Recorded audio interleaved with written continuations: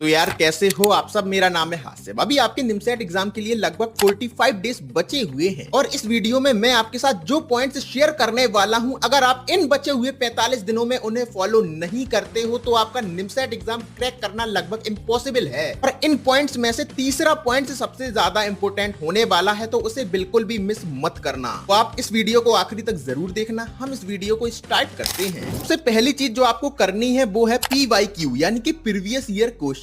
इस बचे हुए 45 दिनों में ये आपके लिए सबसे इंपॉर्टेंट चीज होने वाली है, क्योंकि आपका जो निमसेट एग्जाम होता है ना, उसमें क्वेश्चंस ऐसे नहीं आते कि एक टॉपिक है उसके कोई भी क्वेश्चंस आ जा रहे हैं। उसमें आपके स्टैंडर्ड क्वेश्चंस आते हैं। तो इसलिए आपको मालूम होना चाहिए लास्ट 10 से 15 साल में किस तरीके के क्वेश्चंस आपके निमसेट एग्जाम में आए हैं। ज्यादातर क्या होता है कि 50 क्वेश्चन आपके मैथमेटिक्स के आ रहे हैं, तो 8 से 10 क्वेश्चन रिपीट हो जाते हैं पिछले सालों से। तो इसलिए आपको प्रीवियस ईयर क्वेश्चंस जरूर करना है इस बचे हुए टाइम में। और आपको ऐसा नहीं करना है कि आपने एक बार प्रीवियस ईयर क्वेश्चन सॉल्व कर लिए, आपका काम हो गया। नहीं, आपको 4 से 5 बार सॉल्व करना है। उससे क्या होगा कि आपको पैटर्न समझ में आएगा, किस टाइप के आपके क्वेश्चंस आ रहे हैं। आपकी अंडरस्टैंडिंग और बेटर होगी और आपको समझ में आएगा कि इस पर्टिकुलर टॉपिक से किस प्रकार के क्वेश्चंस आते हैं, किस कॉन्सेप्ट पर बेस्ड क्वेश्चंस आते हैं। उसके बाद जो दूसरी चीज आपको करनी है वो ये है कि आपको मॉक एग्जाम देना स्टार्ट कर देना है। अभी के लिए हर वीक आप 3 से 4 मॉक एग्जाम दोगे तब भी चल जाएगा, लेकिन लास्ट 15 से 20 दिनों में आपको हर दिन एक मॉक एग्जाम देना है। और इन मॉक एग्जाम्स को देते टाइम कुछ चीजें आपको फॉलो करनी है। जैसे आपका जो एक्चुअल एग्जाम जिस टाइम पर होने वाला है उसी टाइम पर आपको मॉक एग्जाम देने हैं। इसके साथ साथ एक शांत एनवायरनमेंट में बैठकर आपको एग्जाम देना है। ये नहीं कि मतलब घर के लोग बैठे हुए हैं, कोई शोर मचा रहा है और आप मॉक एग्जाम दे रहे हो। नहीं, आपको एक वही सेम एनवायरनमेंट क्रिएट करना है। एक शांत कमरे में बैठ जाओ, एग्जाम से 10 से 15 मिनट पहले बैठ जाओ, उसके बाद मॉक एग्जाम अटेम्प्ट करो। यानी कि कुल मिला के बात इतनी है, आपको सीरियसली ये मॉक एग्जाम्स देना है एकदम सेम एनवायरनमेंट में जैसे आपका एक्चुअल एग्जाम होने वाला है। तो चीजें आप एक्चुअल एग्जाम में करोगे वही सेम चीजें आपको मॉक एग्जाम्स के साथ भी करनी है। और इस टाइम पर जो सबसे बड़ी प्रॉब्लम्स बच्चों के साथ आती है वो ये है कि उनके मॉक एग्जाम में स्कोर नहीं आते और इसलिए वो निराश हो जाते हैं। तो आपको कभी भी मॉक एग्जाम देने के बाद, नंबर देखने के बाद डिसअपॉइंट नहीं होना है, क्योंकि सिंपल सी बात समझो, अभी आपके पास लगभग 45 दिन है और मैक्सिमम बच्चों के साथ ये होता है कि उनके स्कोर कम आते हैं। लेकिन जैसे जैसे आप मॉक एग्जाम देते जाओगे आपके स्कोर बढ़ते जाएंगे। कुछ मॉक एग्जाम आप देते हो वो डिफिकल्ट होते हैं तो उसमें आपके कम मार्क्स आ जाते हैं, लेकिन उन मार्क्स को देखकर आप डिसअपॉइंट हो जाते हो क्योंकि आपके पिछले पेपर में अच्छे नंबर आए थे। तो हो सकता है पिछली बार आपका जो मॉक एग्जाम हुआ था वो आसान था या मॉडरेट लेवल का था, इस बार डिफिकल्ट था, तो इसलिए आपके कम नंबर आ गए। तो इसलिए आपको उसको लेकर परेशान नहीं होना है। आपका सिंपल गोल होना चाहिए, आपको जितना आता है क्या आप वो सही कर पा रहे हो। और अगर कुछ ऐसे भी क्वेश्चंस हैं जो आपको आते हुए गलत हो जा रहे हैं तो इतने परेशान मत हो। जैसे जैसे आप मॉक एग्जाम्स दोगे ये चीजें सही होती जाएंगी। बस आपको मॉक एग्जाम देना बंद नहीं करना है। और अगर अभी भी आपने मॉक एग्जाम्स देना स्टार्ट नहीं किया है तो एक टेस्ट सीरीज परचेज कर लो। और अगर टेस्ट सीरीज को लेकर थोड़ी सी भी कंफ्यूजन है कि हमें किस कोचिंग की टेस्ट सीरीज लेना चाहिए, कौन सी टेस्ट सीरीज बेस्ट रहेगी, तो उसके लिए आप मुझे मैसेज कर सकते हो। आपको मेरा व्हाट्सएप नंबर डिस्क्रिप्शन में मिल जाएगा, जहां पर मैं आपको बता दूंगा किस कोचिंग की टेस्ट सीरीज आपके लिए बेस्ट रहेगी। इसके बाद आता है तीसरा सबसे जरूरी पॉइंट, मॉक एग्जाम का एनालिसिस। ये पॉइंट सबसे जरूरी है। निमसेट एग्जाम बिना मॉक एग्जाम के एनालिसिस के आप क्रैक कर ही नहीं सकते, क्योंकि कोई भी टॉपिक आपने पढ़ा हो, कोई भी क्वेश्चंस आपने सॉल्व किए हो, आपको मालूम नहीं होता कि आपकी गलतियां क्या हो रही हैं, कौन सी चीजें आपको आती नहीं है। लेकिन जब आप मॉक एग्जाम देते हो उसके बाद जब एनालिसिस करते हो तब आपको समझ में आता है कि आपके साथ ये प्रॉब्लम आ रही है, ये चीजें हैं जो आप कंटिन्यूअसली गलत कर रहे हो, तो उन चीजों को आपको सुधारना होता है। इसलिए मैं आपसे कह रहा हूं कि मॉक एग्जाम का एनालिसिस सबसे जरूरी चीज है इन बचे हुए 45 दिनों में। तो अब आप जितने भी मॉक एग्जाम्स देते हो, मॉक एग्जाम देने के बाद उनका एनालिसिस जरूर करो और मॉक एग्जाम के एनालिसिस की एक कॉपी जरूर बनाओ। आपको मालूम होना चाहिए कौन सी आप मिस्टेक्स कर रहे हो और उन मिस्टेक्स को आपको उस कॉपी में जरूर लिखना है। जब आप मिस्टेक्स को लिखते हो तो वो और बेटर तरीके से आपके दिमाग में बैठती हैं और दोबारा आपके अगले पेपर में नहीं होती हैं। तो वो मिस्टेक्स आपको नोट डाउन करनी है। इसके साथ साथ दूसरी चीज जो आपको आइडेंटिफाई करनी है, कौन सी सिली मिस्टेक्स आपसे कंटिन्यूअसली हो रही हैं। बच्चे एक छोटी सी गलती कर देते हैं और उनका क्वेश्चन गलत हो जाता है, तो इसलिए सिली मिस्टेक्स भी आपको आइडेंटिफाई करनी है। इसके बाद जो तीसरी चीज आपको करनी है वो ये पता लगाना है कि किस क्वेश्चन में आप कितना टाइम दे रहे हो और कैसे नेक्स्ट टाइम इस क्वेश्चन को आप और जल्दी कर सकते हो, क्योंकि आपके पास टाइम लिमिटेड होता है और जो टाइम को अच्छे से यूटिलाइज कर पाता है वही निमसेट एग्जाम क्रैक करता है। और टेस्ट एनालिसिस के लिए कई बार आपको ऐसा होता है कि कोई मुझे मिल जाए जिससे मैं क्वेश्चन का डिस्कशन कर पाऊं, तो उसके लिए आप मेरे व्हाट्सएप ग्रुप ज्वाइन कर सकते हो। वहां पर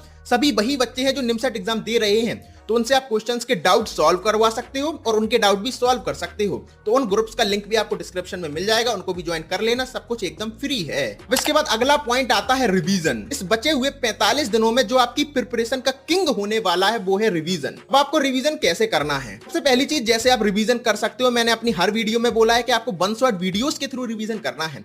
2 से 2.5 घंटे की मैक्सिमम वीडियो होगी जिसमें वो आपको कॉन्सेप्ट भी बताएंगे और हर टाइप के क्वेश्चंस भी करवाएंगे। तो आपको रिवीजन करना है वन शॉट वीडियोस के थ्रू। इसके लिए नेहा अग्रवाल मैम की वन शॉट वीडियोस आप फॉलो कर सकते हो। मैं अपने एक्सपीरियंस के बेसिस पर बता रहा हूं, जब मैं प्रिपरेशन कर रहा था मैंने भी उन वीडियोस को देखा था, वो बहुत ही बेहतर वीडियोस हैं। पहले वो कॉन्सेप्ट बताएंगी, उसके बाद सभी टाइप के क्वेश्चंस कवर करवाएंगी।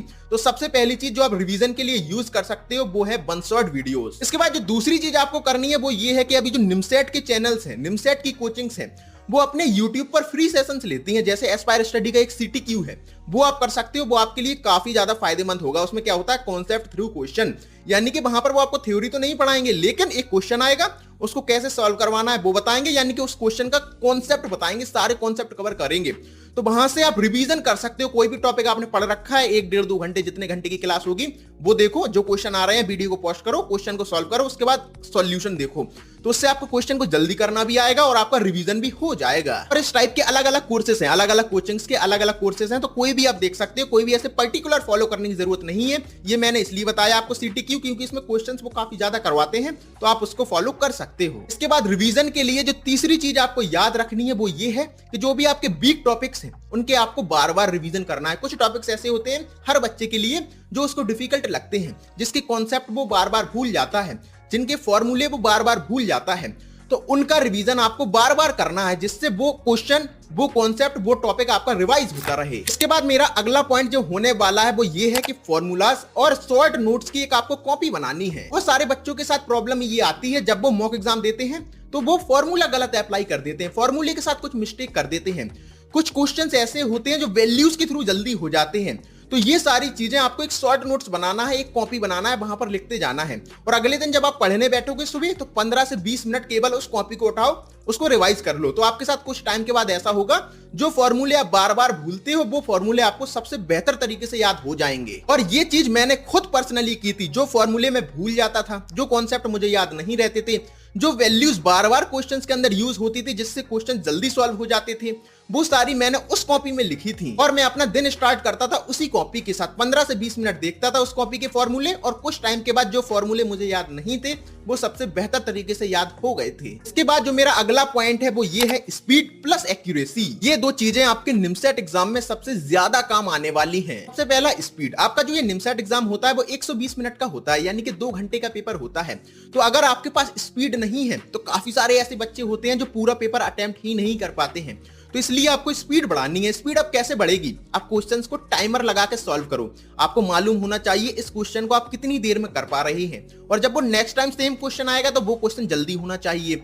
तो इसलिए आपको टाइमर लगा के क्वेश्चंस को सॉल्व करना है और स्पीड को बढ़ाना है। और स्पीड को बढ़ाने के लिए एक चीज आप और कर सकते हो कि आपको हमेशा इजी टू हार्ड की तरफ जाना है। जो आप मॉक एग्जाम देते हो उसमें ये मत करो लाइन से क्वेश्चन सॉल्व कर रहे हो। आपके 50 क्वेश्चन होंगे, उसमें से देखो कौन सा आपको आता है करो, जो नहीं आता है छोड़ो, आगे बढ़ो। यानी कि आपको जल्दी जल्दी क्वेश्चंस को सॉल्व करना है, इजी टू हार्ड की तरफ जाना है। क्योंकि इजी क्वेश्चन हो या हार्ड क्वेश्चन हो, राइट करने पर आपको 12 ही नंबर मिलने वाले हैं। तो आपको, आपका गोल क्या है? 12 नंबर बटोरना। तो इसलिए सबसे पहले इजी क्वेश्चन सॉल्व करना, उसके बाद हार्ड क्वेश्चन की तरफ जाना। इसके बाद जो दूसरी चीज है वो है एक्यूरेसी। स्पीड के साथ साथ आपको एक्यूरेसी पर भी फोकस करना है। क्योंकि अगर आप पूरा पेपर भी सॉल्व कर देते हो लेकिन एक्यूरेसी नहीं है, यानी कि आप 30% क्वेश्चंस गलत कर देते हो, तब भी आपका निमसेट एग्जाम क्रैक नहीं होगा। तो आप 50 में से अगर मॉक एग्जाम में 35 क्वेश्चन भी कर रहे हो लेकिन उसमें से 32-33 राइट कर रहे हो, तब भी आपका निमसेट एग्जाम निकल जाएगा। तो इसलिए आपको एक्यूरेसी पर फोकस करना चाहिए। लगभग 90% आपकी एक्यूरेसी होना ही चाहिए। अब इसके बाद जो मेरा अगला पॉइंट है वो है सिलेक्टिव स्टडी। अब इस बचे हुए 45 दिनों में एक चीज जो आपको करनी है वो ये है कि आपको नया टॉपिक नहीं पढ़ना है। लेकिन अगर आपके पास टाइम बच जाता है, आपने मॉक एग्जाम भी दे दिया, उसका एनालिसिस भी कर लिया, आपने PYQ भी सॉल्व कर लिए, तब भी आपके पास टाइम बच रहा है और आपके कुछ टॉपिक्स छूटे हुए हैं, तो आपको सभी टॉपिक्स नहीं पढ़ना है। आपको उनमें से वो टॉपिक पढ़ना है जिसके ज्यादा क्वेश्चंस आते हैं। अभी हमने पिछली वीडियो ही बनाई थी जिसमें मैंने आपके साथ शेयर किए थे वो कौन से टॉपिक्स हैं जिनके ज्यादा क्वेश्चंस आते हैं। तो आपको हमारे टेलीग्राम चैनल के अंदर उसकी लिस्ट मिल जाएगी। तो उस लिस्ट को देख लो, उसमें आप देखो कौन सा टॉपिक है जिसके ज्यादा क्वेश्चन आते हैं, तो वो टॉपिक आप पहले पढ़ो। तो आप टेलीग्राम चैनल पर चले जाना, उस टेलीग्राम चैनल को ज्वाइन भी कर लेना और वहां से उस लिस्ट को एक्सेस कर लेना। और कोई भी नोटिफिकेशन आती है निमसेट एग्जाम के लिए, जो जरूरी चीजें हैं, मेरे फ्री नोट्स हो गए, कुछ भी हो, सारी चीजें मैं आपके साथ टेलीग्राम चैनल पर ही शेयर करता हूं।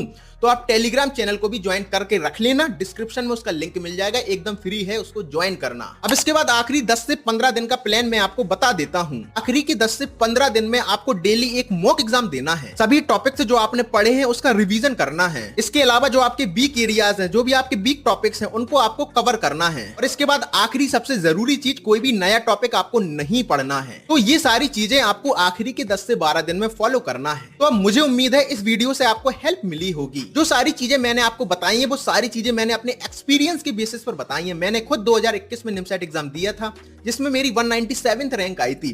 तो उसमें ये सारी गलतियां हैं जो मैंने नहीं की थी, कुछ गलतियां हैं जो मैंने की थी, उनको मैंने बाद में सुधारा था। वो सारी चीजें मैंने आपके साथ शेयर कर दी हैं। तो इन सारी चीजों को आप जरूर फॉलो करना, आपकी बहुत अच्छी रैंक आएगी, आप एक अच्छे एनआईटी तक पहुंच पाओगे। अगर ये वीडियो आपके लिए इंफॉर्मेटिव थी तो इस वीडियो को लाइक जरूर कर देना। और आप किस एनआईटी में जाकर एमसीए करना चाहते हो वो मेरे साथ कमेंट सेक्शन में जरूर शेयर करना। और अगर अभी तक हमारे इस चैनल को सब्सक्राइब नहीं किया है तो कर लेना, क्योंकि पूरी निमसेट एग्जाम की जर्नी में ये चैनल आपकी मदद करने वाला है। हम आपसे मिलते हैं किसी और वीडियो में, जब तक के लिए आप अपना ख्याल रखना। बाय।